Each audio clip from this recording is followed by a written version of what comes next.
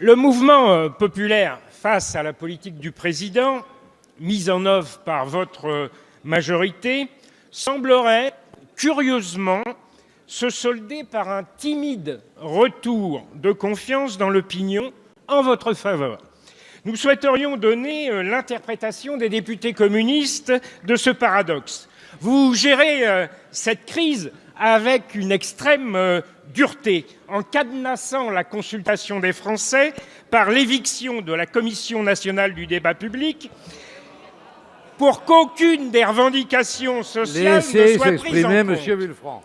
Les quelques mesures prises sont financées par le budget national sans que les profits du capital et des plus riches ne soient touchés. Ne faut-il pas donc voir dans ce petit retour en grâce la reconnaissance des classes supérieures, du patronat français par exemple, très discret en ce moment, tout content d'être épargné dans la tourmente, celle des plus aisés qui veulent de la fermeté à l'encontre de ceux qui bousculent leurs privilèges, leurs cassettes de l'ISF. Bref, la réaction des électeurs de droite qui s'agrègent un peu plus largement autour de vous. En somme, vous êtes bien de droite et vous le démontrez sans ambiguïté. C'est pire que Sarkozy, entendons-nous chez nous. Laissez Monsieur Villefranc Ça vous permet ainsi de vous retaper un peu la gaufrette.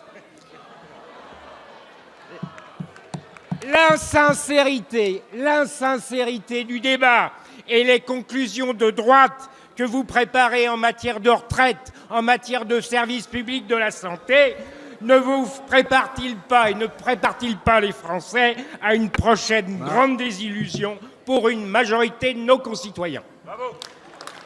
Merci, chers collègues. La parole est à Madame Emmanuelle Wargon, secrétaire d'État auprès du ministre d'État chargé de la transition écologique et solidaire.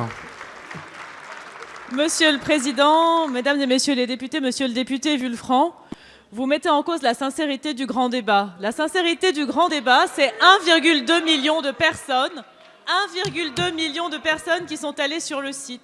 Ce sont plus de 2500 réunions, maintenant 3000 réunions locales qui se sont tenues. Ce sont 500 000 contributions directes qui nous ont été remontées, dont 300 000 réponses aux questions et près de 200 000 contributions ouvertes. Ce sont des citoyens qui débattent en France, dans les grandes villes, dans les campagnes, dans tous les départements de France et qui s'approprient les thèmes du débat. La démocratie et la citoyenneté, la justice fiscale et les impôts, les dépenses publiques, le service public et la transition écologique. Oui, nous sommes fiers d'organiser ce débat. Nous sommes fiers de cette concertation, de ce débat inédit. La CNDP a décidé de ne pas donner suite. Sa présidente a démissionné du grand débat. Nous l'organisons sous le contrôle de 5 garants. Nous voyons ces 5 garants régulièrement. Nous les avons encore vus ce matin.